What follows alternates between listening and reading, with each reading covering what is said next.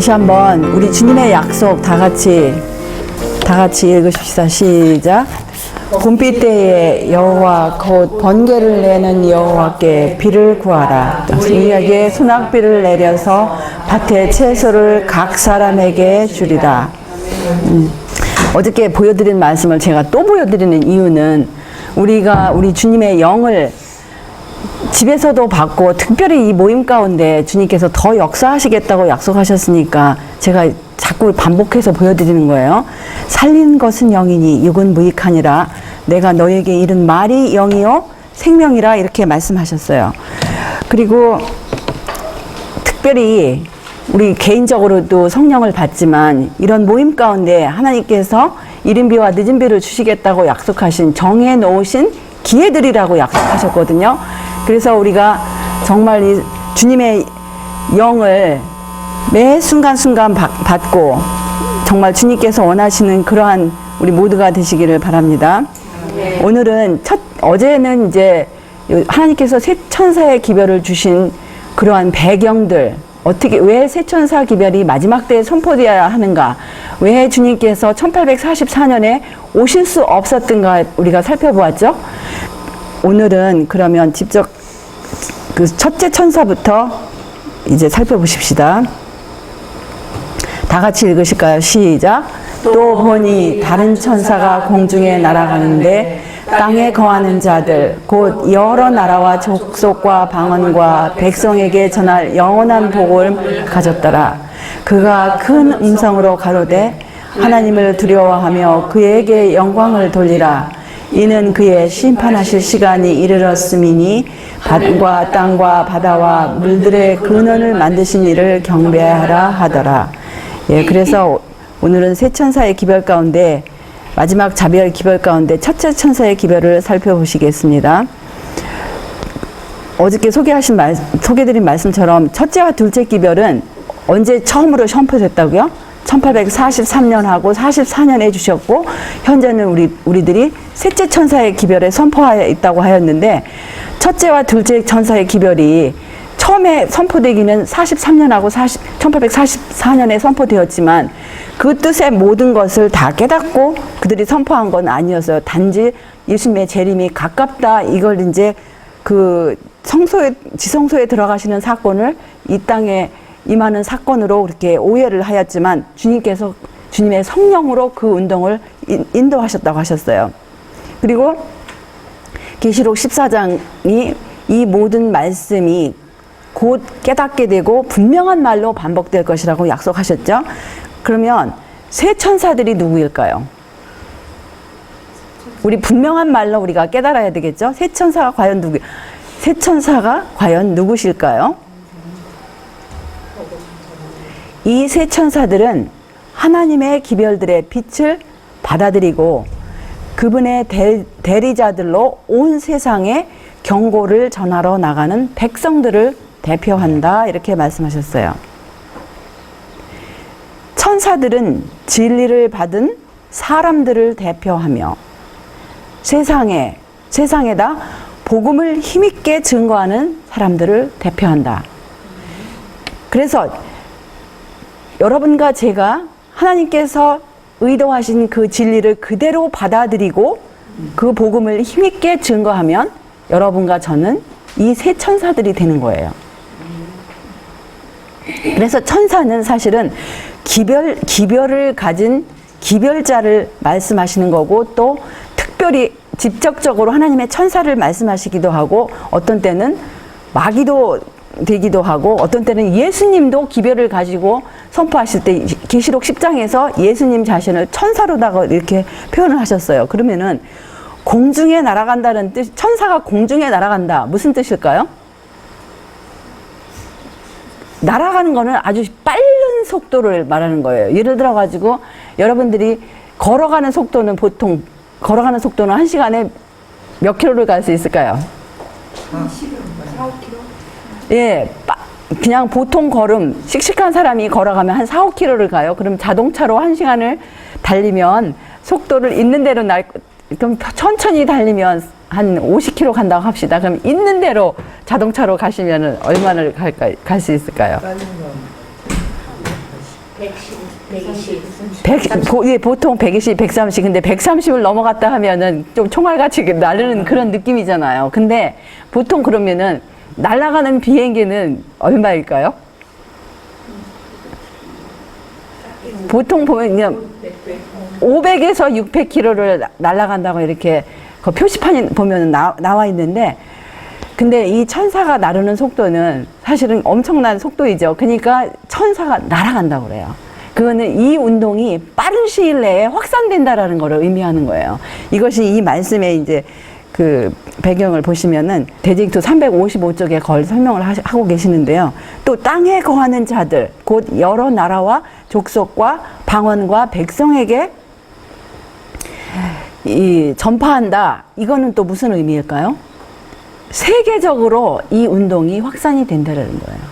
그래서 이 세천사 기별은 어떤 한 사람, 두 사람에게 전파하고 뭐 몇 사람이 믿는 그런 운동이 아니라 이 마지막 때에 신속하게 온 세상에 선포된다라는 그런 의미예요.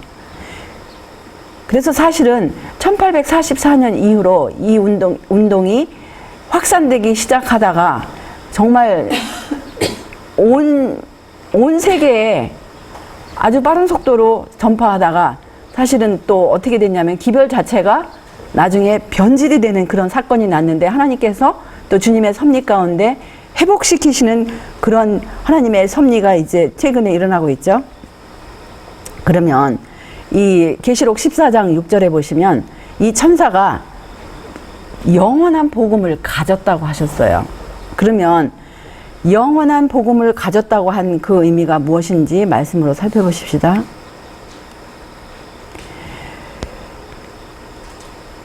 여기 영감의 글 대징투 311쪽에 보시면 이 기별이 뭐냐면 계시록 14장 6절 7절을 이렇게 말씀하시는데요. 계시록 14장 6절 7절은 영원한 복음의 한 부분으로 전파된다 그랬어요.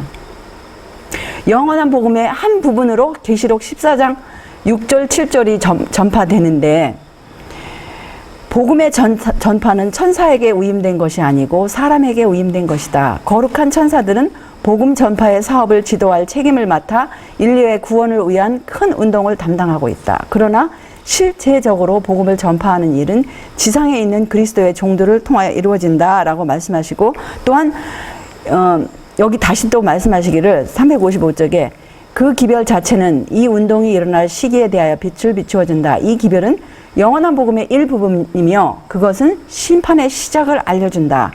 각 시대의 구원의 기별은 전파되어 왔다. 그러나 이 기별은 오직 말세에만 전해질 복음 기별의 일부분이다. 왜냐하면 심판의 때는 말세가 되어야 시작되기 때문이다. 그래서 이제 계속 이 말씀을 이제 다니엘서랑 이렇게 연결을 시키시는데요. 그러면 14장 6절 7절은 영원한 복음의 일부분일 것 같으면 영원한 복음 자체는 그럼 무엇일까요? 14장 6절에 있는 영원한 복음은, 왜냐하면 그 조금 전에 이 14장 6절 7절은 영원한 복음의 한 부분인데 왜 14장 6절 7절이 이거 아주 쉬운 것 같으면서도 여러분들 생각하셔야 할 부분이에요. 까딱 잘못하면 이게 도대체 무슨 말인가? 14장 6절 7절은 영원한 복음의 한 부분이라고 그러고, 근데 6절 자체는 그 천사가 영원한 복음을 가졌다고 그랬어요. 그러면 6절 7절은 영원한 복음의 한 부분인 이유가 무엇일까요? 생각하시면 답이 나와요. 왜냐하면 7절에 가서는 심판하실 시간이 이르렀다 그랬잖아요. 우리가 그러면 이 영원하다는 뜻은 하늘에서도 이 영원한 거는 시간을 초월하는 그런 단어거든요. 그러면 우리가 하늘에 가서도 심판하실 시간이 이르렀다고 선포할까요? 하늘에서는 안 하죠. 그렇기 때문에 14장 6절 7절은 영원한 복음의 한 부분인데, 6절에 그 천사가 가진 영원한 복음은 그야말로 영원토록 우리가 복음이 되는 내용이에요. 그 천사들이 그들이 가졌다고 그랬어요. 그들 마음 가운데 깊숙이 새겨진 한 진리가 있어요. 영원한 복음인데, 이 말씀 가운데 보시면 이 영원한 복음은 죄가 들어오기 전에도 하나님께서 이미 세우신 복음이에요. 그가 여호와의 전을 건축하고 영광도 얻고 그 위에 앉아서 다스릴 것이요 또 제사장이 자기 위에 있으리니 이 두 사이에 평화의 의논이 있으리라 하더라. 그래서 여기 보시면 사실은 근데 있잖아요. 스가랴 6장 13절은 개역 성경의 번역이 여러분들 보시면은 좀 약간 좀 혼돈스럽죠. 사실 직역을 할 것 같으면 이렇게 말씀하셔야 돼요. 12절을 먼저 보시면은 고하여 이르기를 만군의 여호와께서 말씀하시되 보라 자라나는 가지 싹이라 이름하는 사람이 자기 곳에서 솟아나서 여호와의 성전을 건축하리라. 그 다음에 13절을 보시면 그가 여호와의 성전을 건축하고 그 영광도 얻고 그 보좌에 앉아서 다스릴 것이요 또 그가 제사장으로 그의 보좌에 있으리니 이 두 사이에 평화의 의논이 있으리라. 그래서 하나님 아버지와 또 하나님 아버지께서 예수님을 하나님의 보좌에 앉아서 영원토록 그야말로 하나님의 백성들을 위해서 제사장 죄를 지은 죄인들을 위해서 제사장 역할을 하실 것을 미리 계획하시고 구속의 경륜을 지금 두고 말씀하시는 거예요. 구속의 계획을 세우시고 그런 말씀이고 사실은 구속의 계획은 결국은 요한복음 3장 16절에 두드러지게 그 내용이 나타나요.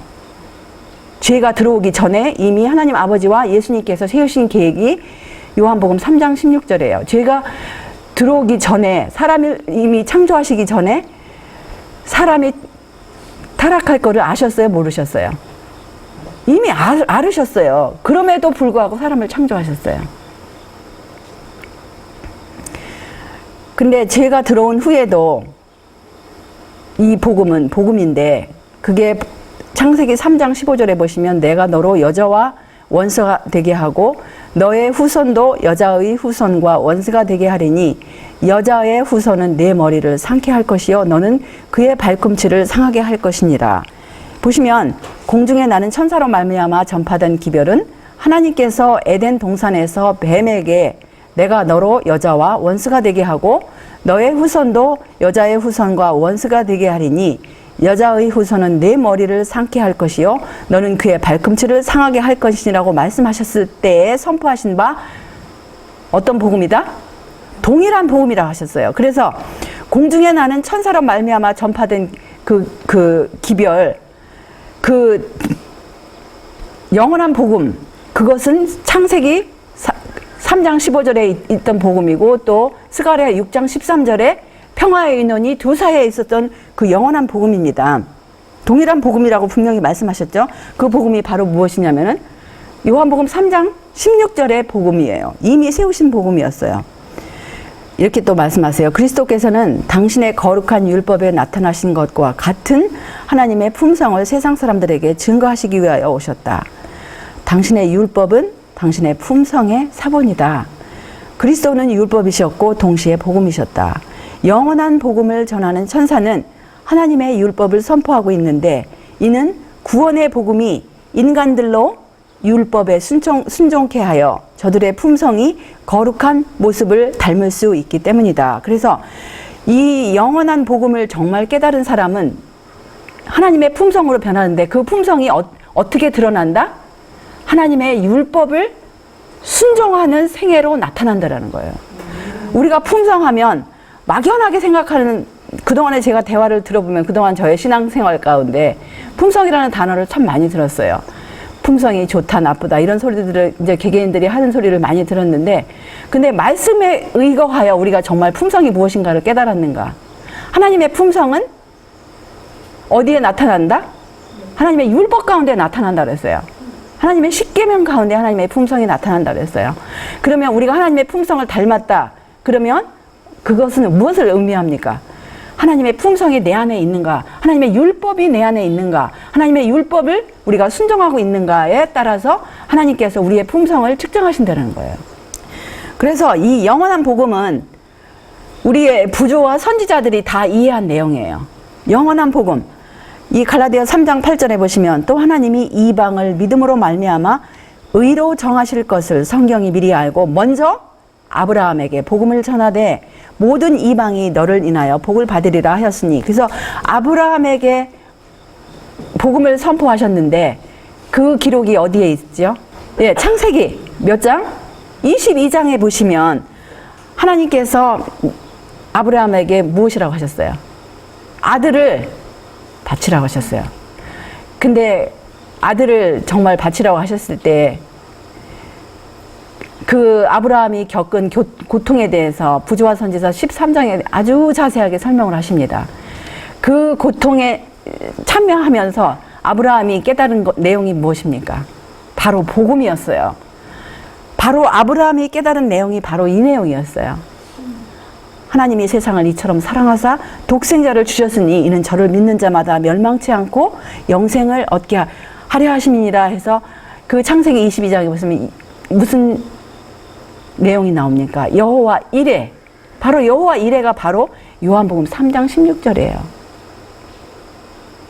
그래서 이삭을 아브라함이 칼로 찌르려고 하는 순간에 이제 됐다고 하늘에서 선포를 하시죠. 그래서 더 이상 그래서 아브라함이 그동안에 3일 동안에 그 고통 가운데 정말 그 씨름하던 그 모든 것들이 이제는 이런 하나님께서 이제 됐다고 하시면서 숲을 가운데 있는 양을 보셨어요. 그 양을 제사로 지낸 다음에 깨달은 내용이 바로 이 요한복음 3장 16절의 내용이었어요. 그래서 우리의 성경 구약부터 신약까지 하나님께서 이 죄인들에게 선포하시고자 하는 복음의 내용이 바로 창세기 3장 15절부터 아담과 하와에게 선포된 아담과 하와가 죄 지은 이후에 사실 3장 15절은 마귀에게 선언한 그 선포잖아요. 근데 그 내용 가운데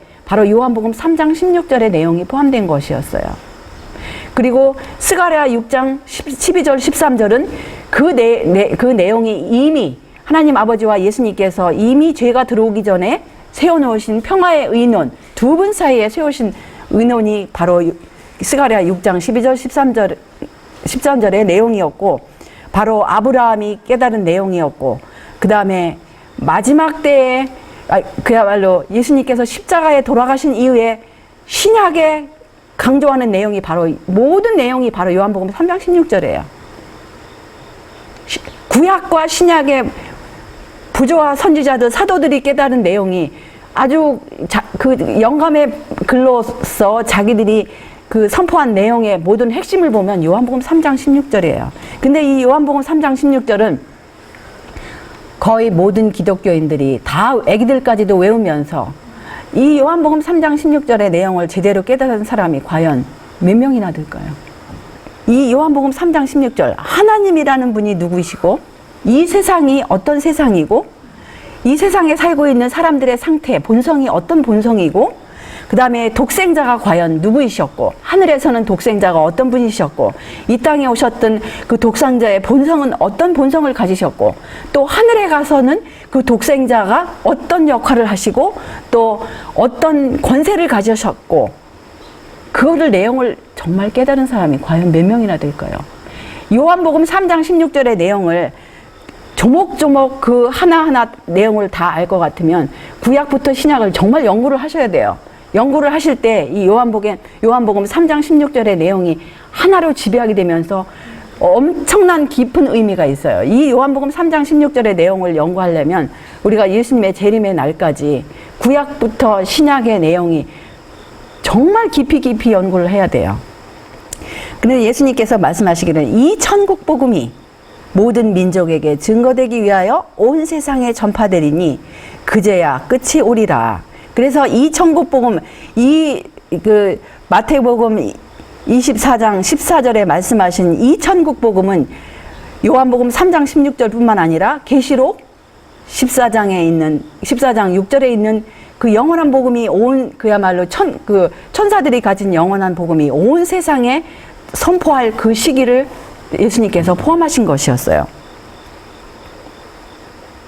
그래서 영원한 복음은 영원토록 복음이에요. 죄가 끝난 후에도 하늘에서도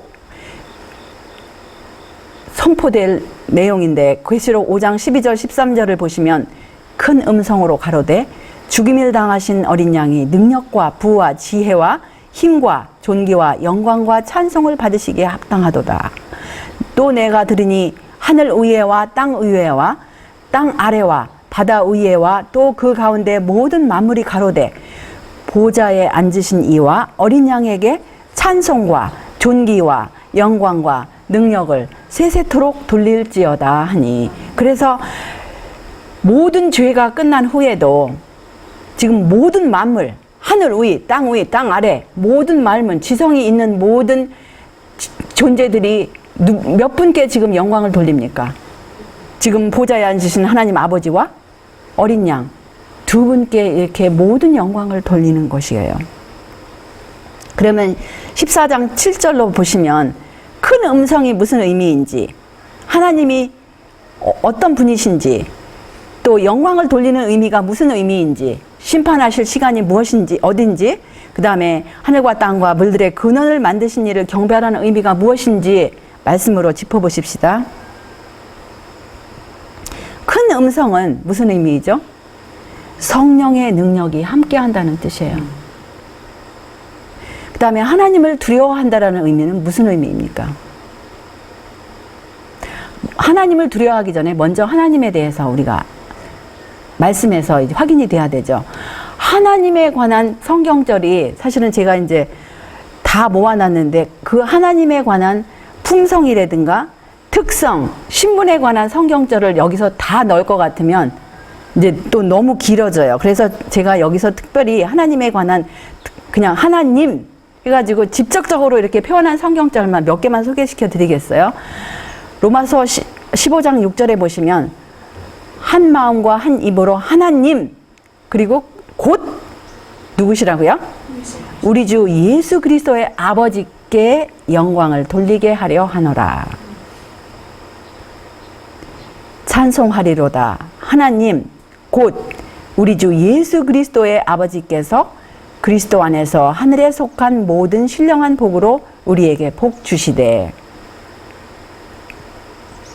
그러나 우리에게는 한 하나님 곧 아버지가 계시니 만물이 그에게서 났고 우리도 그를 위하여, 또한 한 주 예수 그리스도께서 계시니 만물이 그로 말미암고 우리도 그로 말미암았느니라. 그래서 통상적으로 성경에서 하나님 하시면 하나님 아버지를 지칭하시고, 또 주 예수 그리스도 말씀이신 예수님도 하나님이라고 하시는데 왜 예수님을 하나님이라고 하실 수 있을까요? 예수님께서 요한복음 10장 30절에 뭐라고 하셨죠? 아버지와 나는 하나라고 하셨어요. 그래서 아버지의 모든 특성과 아버지께서 또 모든 권세를 주셨고 아버지의 독생자이시기 때문에 예수님을 하나님이라고 하실 수 있는 거예요. 예수님께서는 아버지의 모든 본성과 특성과 모든 것을 그대로 물려받으신 분이시기 때문에 예수님도, 말씀이신 예수님도 하나님이라고 하시는데, 1차적으로는 성경에서 하나님 하시면은 모든 만물의 근원 되시는 하나님 아버지를 지칭하십니다.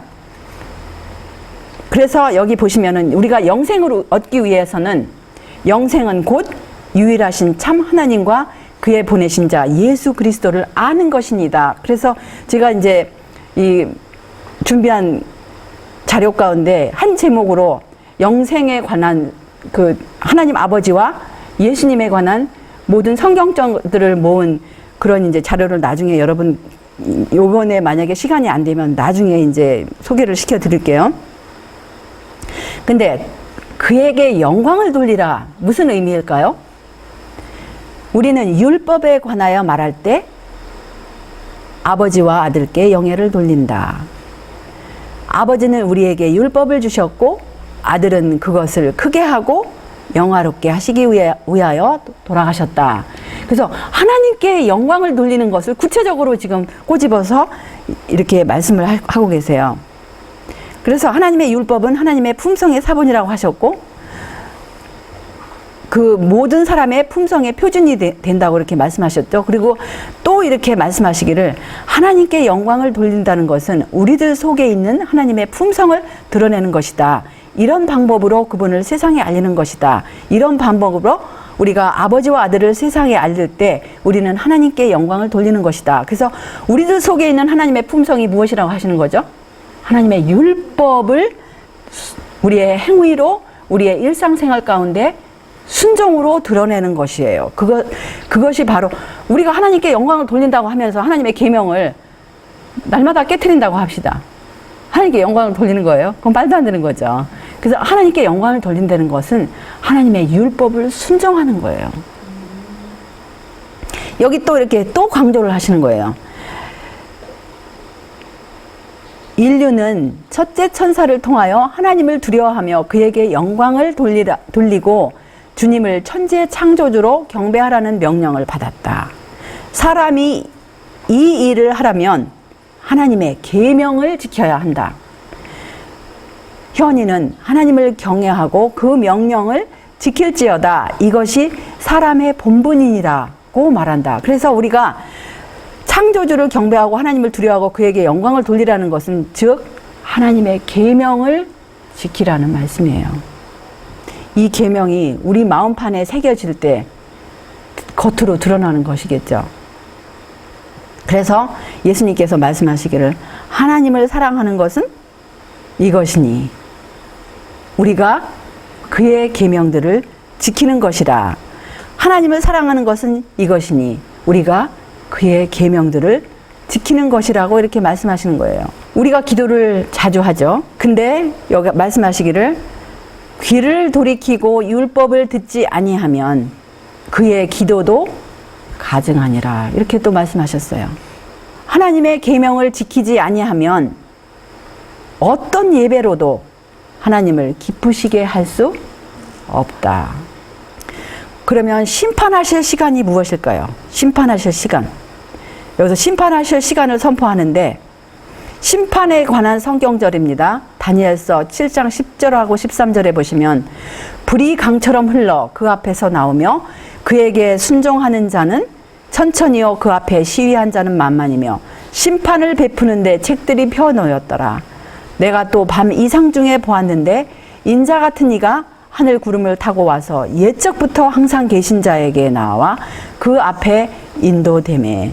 그래서 여기 보시면 다니엘서 8장 14절에 보시면 또 그가 내게 이르되 2300주야까지니 그때 성소가 정결함을 입으리라 해서 사실 이 다니엘서를 1장부터 12장으로 이렇게 나누어졌잖아요. 근데 처음에 이 모든 성경들이 사실은 장하고 절수가 없었어요.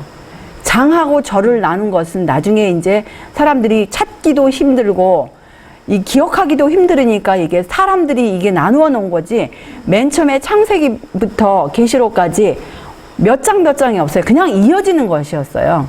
그런데 이제 사람들이 공부를 할 때 많은 사람들이 이제 잘못 결론을 내리는 이유가 무엇이냐면은 그 장 하나만 딱 생각을 하는 거예요.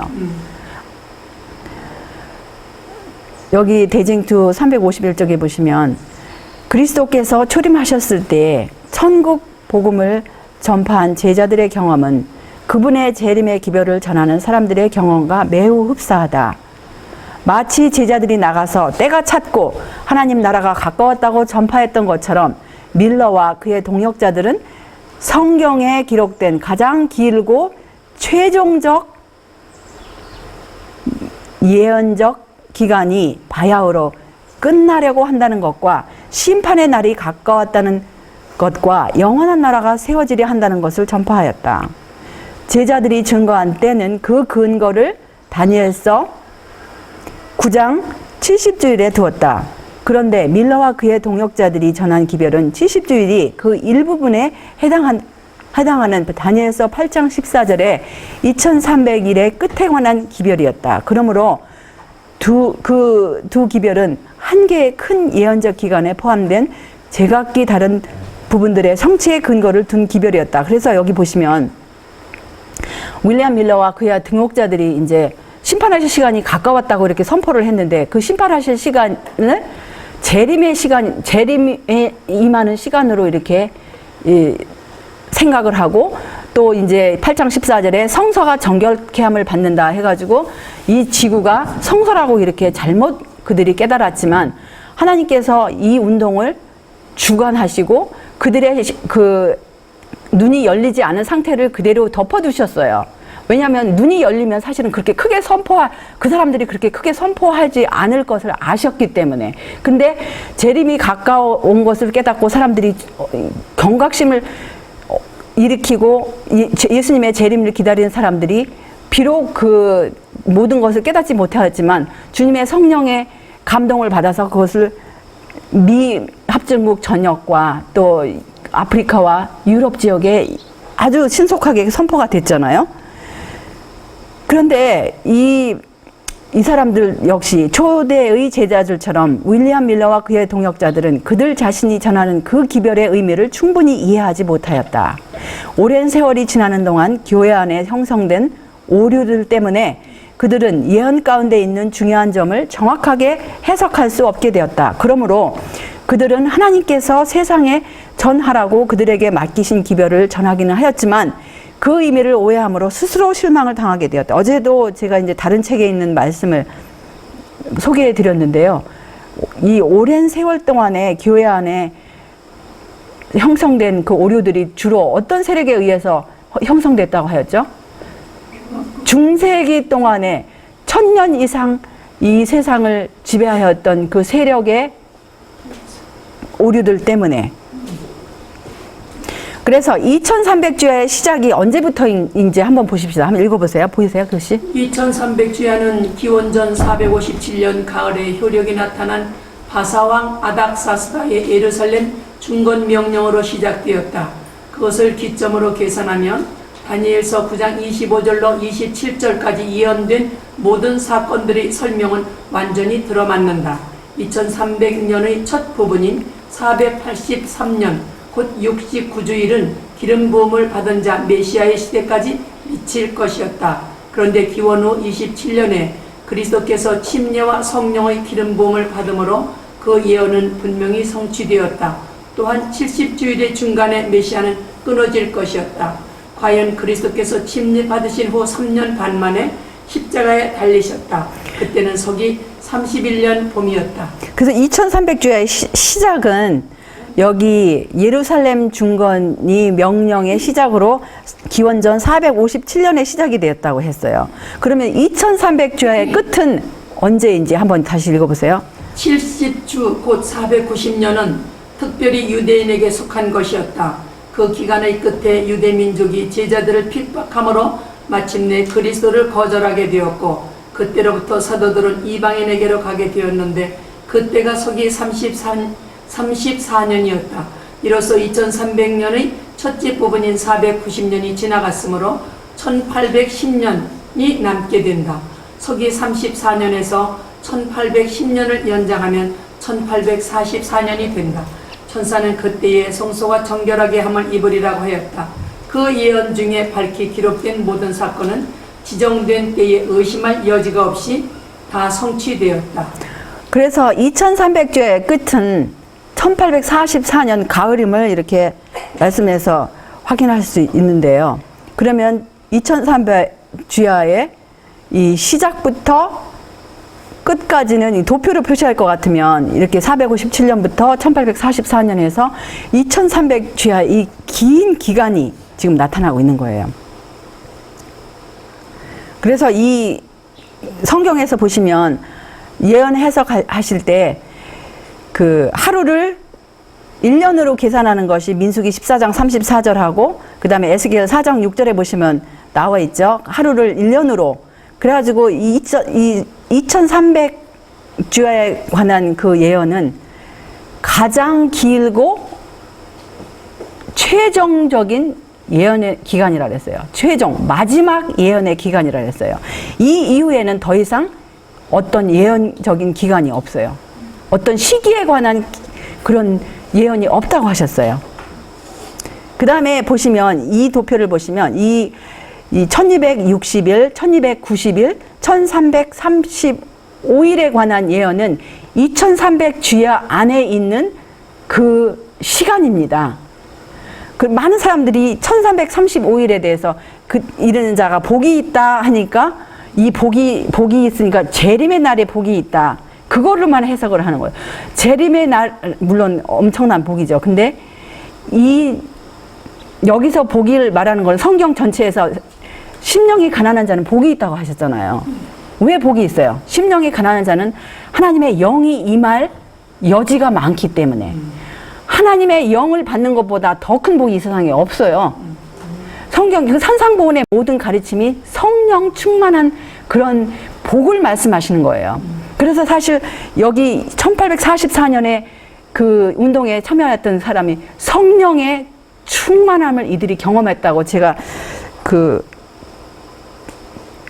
다니엘서 12장 그거를 설명하면서 여러분들에게 소개한 적이 있어요. 근데 보시면은 1335일에 이르는 자가 복이 있다. 이것은 그 당시에 성령의 운동을 받은 그 운동에 참여한 사람들이 받은 복을 말씀하시는 거예요. 그러면 하늘과 땅과 바다와 물들의 근원을 만드신 이를 경배하라. 무슨 의미일까요? 하늘과 땅과 바다와 물들의 근원을 만드신 이는 바로 창조주라는 그런 의미이죠. 그럼 창조주에 관한 성경절입니다. 여호와는 하늘을 창조하신 하나님이시며 땅도 조성하시고 견고케 하시되 헛되이 창조치 아니하시고 사람으로 거하게 지으신 자시니라. 그 말씀에 나는 여호와라 나 외에 다른 이가 없느니라. 이사야 45장 18절의 말씀이었어요. 그 다음에 여기 하늘과 땅과 바다와 그 가운데 모든 것을 만드신 분을 지적하는 성경절이 있어요. 안식일을 기억하여 거룩히 지키라. 엿새 동안은 힘써 내 모든 일을 행할 것이나 제7일은 너의 하나님 여호와의 안식일인즉 너나 내 아들이나 내 딸이나 내 남종이나 내 여종이나 내 육축이나 내 문 안에 이와는 객이라도 아무 일도 하지 말라. 이는 설명을 하세요. 그 이유가 있어요. 안식일을 기억하여 거룩하게 지키라는 이유를 말씀하세요. 이는 엿새 동안에 나 여호와가 하늘과 땅과 바다와 익숙한 단어 아닙니까? 어떤 성경절에 나왔죠? 하늘과 땅과 바다와 물들의 근원을 만드신 이를 경배하라 하셨잖아요. 14장 7절에 그러니까 나 여호와가 하늘과 땅과 바다와 그 가운데 모든 것을 만들고 제7일에 쉬었음이라. 그러므로 나 여호와가 안식일을 복되게 하여 그날을 거룩하게 하였느니라. 마지막 시대에 성취될 안식일 개혁 사업이 이사야서에 다음과 같이 예언되어 있다. 여호와께서 이같이 말씀하시되 너희는 공평을 지키며 의를 행하라. 나의 구원이 가까이 왔고 나의 의가 쉬 나타날 것임이라 하였은즉, 여기 나의 구원이 가까이 왔고 나의 의가 쉬 나타날 것임이라, 특별히 무엇을 두고 말씀하시는 거예요? 재림에 가까웠다라는, 이 세상 주님의 재림을 기다리고 이 세상에서 정말 이 죄의 속박에서 벗어나기를 바라는 그 주님의 의가 온 세상에 임할 시간이 가까이 왔다라는 걸 말씀하시고, 그러면서 그 뒤에 말씀하시기를 안식일을 지켜 더럽히지 아니하며 그 손을 금하여 모든 악을 행치 아니하여야 하나니 이같이 행하는 사람, 이같이 굳이 잡는 인생은 복이 있느니라. 또 나 여호와에게 연합하여 섬기며 나 여호와의 이름을 사랑하며 나의 종이 되며 안식일을 지켜 더럽히지 아니하며 나의 언약을 굳게 지키는 이방인마다 내가 그를 나의 성산으로 인도하여 기도하는 내 집에서 그들을 기쁘게 할 것이라. 여러분과 저는 이방인이었어요.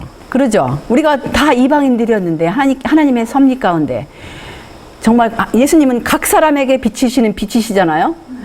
우리가 한 빛이 다가왔을 때 거부하지 않고 주님의 이끄심에 굴복하였을 때 하나님 말씀으로 인도함을 받고, 그 하나님의 말씀은 처음에는 흐릿하게 보였지만 의인의 길은 돋는 햇볕 같아서 점점 빛나고 어디에까지 이른다? 원만한 광명에까지 이른다 그랬어요. 잠언에서는 잠언 4장 18절에는 원만한 광명에 이른다고 하셨어요. 그게 여러분과 저에게 주신 특권이에요. 아멘. 우리가 그거를 누리지 못한다면 너무나 불쌍한 사람. 그리고 또 요한복음에서 예수님께서 또 다른 보혜사가 임하면, 진리의 영이 임하면 어디로 인도하신다? 모든 진리 가운데로 인도한다 그랬어요. 근데 진리는 뭐예요? 진리는 바로 하나님의 말씀, 하나님의 계명, 또 하나님의 계명을 등이라고 하셨어요. 하나님의 말씀을 또 등이요 빛이라고 하셨어요. 그래서 모든 광명에 이른다. 원만한 광명에 이른다. 계명의 모든 뜻을 밝히 깨닫게 된다는 거예요. 아멘. 그리고 모든 진리 가운데로 인도함을 받는다. 진리 되신 분이 누구시죠? 하나님 아버지, 예수님, 또 하나님 아버지와 예수님의 영. 하나님과 예수님이 진리시니까 그분들의 영은 무슨 영이에요? 진리의 영이잖아요. 그러니까 모든 진리 가운데로 인도함을 받는다는 것은 아버지가 누구신지 확실히 깨닫고 말씀에 주어진 바대로 우리가 하늘에 가서야 영원토록 그분에 대해서 영원토록 알아가는 과정인데, 이 땅에서 하나님께서 주신 만큼, 이 땅에서 우리가 깨달기를 원하시는 만큼 깨달을 수 있다는 거예요. 우리가 하늘에 가서 영원토록 아버지와 아들에 대해서 영원토록 알아가는 시간들이 얼마나 더 아름답겠습니까? 근데 이 땅에서도 주신 만큼, 우리에게 원하시는 만큼 우리가 깨달을 수 있는 거예요. 아멘. 한번 읽어보시겠어요? 하나님의 율법의 이는 넷째 계명에서 발견된다. 십계명 중 넷째 계명만이 율법을 주신 분의 이름과 직함을 나타내고 있다. 이 넷째 계명은 하나님께서 하늘과 땅의 창조주이심을 선포하고 그 어느 누구보다도 가장 존경과 예배를 받을 권리가 그분에게 있음을 보여준다. 넷째 계명 외에는 누구의 권위로 이 율법이 반포되었는지 십계명에 전혀 표시되어 있지 않다. 그런데 법안권으로 말미암아 안식일이 변경되자 율법에서 인이 제거되었다. 그러므로 예수님의 제자들은 넷째 계명을 창조주의 기념 혹은 그분의 권위의 표로 올바른 위치에 회복시키라는 부름을 받고 있다. 그래서 계시록 14장 7절에서 하늘과 땅과 물들의 근원을 만드신 이를 경배하라는 것은 우리가 이 넷째 계명의 의미, 정말 그거를 우리가 충분히 깨달아야 돼요. 넷째 계명은 그 창세기 1장 1절에 말씀하신 하나님이 천지를 창조하시니라, 그 내용도 여러분과 제가 분명히 깨달아야 하고, 그 하나님이 창조하신 분이, 창조 사역에 관련되신 분이 과연 몇 분인가, 이거를 깨달으셔야 되고, 아멘. 물론 이제 제가 다른 시간에 다른 때 그런 것들을 여러 번 다루었죠. 근데 어쨌든 이 넷째 계명의 의미는요, 넷째 계명은 또 우리가 제대로 깨달으면 하나님께서 우리를 거룩해 하시는 분이라고 분명히 말씀하셨어요. 하나님께서 지정하신 시간은 참 아름다워요. 사람들은 이 시간을 정해가지고 밤 12시부터 그 다음 밤 12시까지 이게 인간이 정해놓으신 시간인데, 하나님께서 정해놓으신 시간은 해가 지면서 다음 해가 질 때까지 하나님께서는 일단 우리를 쉬게 하시면서 그 다음에 이렇게 시간을, 해가 지는 시간부터 해가 지는 시간까지, 저녁이 되며 아침이 되는 이는 첫째 날이니라, 저녁이 되며 아침이 되니 이는 둘째 날이니라. 그래서 보시면 하늘과 땅과 바다와 물들의 근원을 만드신 이는 바로 창조주이신데, 창조주가 누구신지를 한번 살펴보십시다. 옛적에 선지자들로 여러 부분과 여러 모양으로 우리 조상들에게 말씀하신 하나님이 이 모든 날 마지막에 아들로 우리에게 말씀하셨으니, 이 아들을 만유의 후사로 세우시고 또 저로 말미암아 모든 세계를 지으셨느니라. 창세기 1장 1절에서는 태초에 하나님이 천지를 창조하시니라 이렇게 말씀하셨어요. 근데 태초에 하나님이 천지를 창조하시니라고 그 2절에 보시면 하나님의 신이 수면에 운행하셨다고 그러고, 사람들이 그 성경절을 또 오해를 하는데, 하나님의 영이 그 모든 것을 창조하셨는데, 그 영이 누구의 영이에요? 하나님의 영이고 예수 그리스도의 영이고, 예수님께서 그 모든 것을, 하나님과 계획하신 그 모든 것을 창조하시는 장면이 바로 창세기의 장면이에요. 근데 여기 보시면 그걸 구체적으로 히브리서 1장 1절에 2절의 내용이 나오는데도 지금 얼마나 이 성경절들이 등한시하고 오해를 받고 엉뚱한 결론에서 헤매고 있어요. 여기 보시면 첫째 천사의 기별은 사람들에게 세상과 그 가운데 있는 만물을 지으신 우리들의 창조주 하나님을 경배하라고 명령하고 있다. 사람들은 법왕의 제도를 존중하였으며 여호와의 율법을 무력하게 하였으나 이 주제에 대한 지식은 증가해야 한다. 그래서 여기 보시면 창조주 하나님을 경배하라고 첫째 천사의 기별이 명령하고 있는데, 근데 사람들이 그동안에 중세기 동안에 법왕의 제도를 통해서 들어온 오류 때문에 하나님의 율법이 무력하게 됐잖아요. 그래서 이 안식일 계명 가운데 창조주 하나님, 그 창조주 하나님 경배받아야 할 대상, 그 내용이 나오잖아요. 근데 어떻게 창조를 하셨는가? 여호와의 말씀으로 하늘이 지음이 되었으며 그 만상이 그 입 기운으로 이루었도다. 시편 33, 6절의 말씀이었고, 저가 말씀하심에 이루었으며 명하심에 경고히 섰도다. 그래서 창세기에 보시면 하나님이 가라사대 빛이 있으라 하심에 빛이 있었고, 말씀으로, 말씀은 하나님의 영의 표현이고 하나님의 능력의 표현이고 하나님께서 말씀하시면 하나님께서 임재가 하시는 거예요. 아멘. 그래서 여기 히브리서 11장 3절에 보시면 믿음으로 모든 세계가 하나님의 말씀으로 지어진 줄을 우리가 아나니 보이는 것은 나타난 것으로 말미암아 된 것이니라. 그래서 보시면은 하나님을 경배할 의무가 왜 있는가? 하나님은 이제 제가 결론을 내리는 거예요. 하늘과 땅과 바다와 물들의 근원을 만드신 이이시고 창조주시고 생명의 근원 되시는 분이시기 때문에 창조주를 경배할 의무가 있는 거예요. 그래서 시편 95편 6절에 보시면 오라 우리가 굽혀 경배하며 우리를 지으신 여호와 앞에 무릎을 꿇자. 우리 사람들이요, 다 사람들이 자기 일에 바빠요. 자기 자신에게 바쁘고 자기 가족에게 바쁘고 친구에게 바쁘고 자기 직업에게 바쁜데 정말 우리가 바빠야 할 분은 누구예요? 우리에게 생명을 주시고 우리를 지으시고 우리에게 그동안에 먹여주시고 입혀주시고 이때까지 존재하게 하신 우리 하나님에게 가장 바빠야 돼요. 우리는. 아멘. 정말 우리가 우리의 근원을 생각하면 돼요. 우리의 근원, 우리의 존재의 이유, 이걸 생각하면 이 세상에 바쁠 일도 사실 별로 없어요. 바쁘고 중요하고 이런 일들, 그 인간적인 차원에서 다 바쁘고 중요하고 긴박하고 숨이 넘어가는 일들이지, 사실 가만히 보면은 그거 다 아무것도 아니에요. 이 세상에 우리가 정말 안개처럼 언제 사라질지도 모르는 우리 인생들이 무슨 일에 바빠야 되겠습니까? 우리 하나님을 경배하고 정말 그 일보다 더 기쁘고 즐거운 일이 어디에 있겠어요? 아멘. 만방의 모든 신은 헛것이요 여호와께서는 하늘을 지으셨음이로다.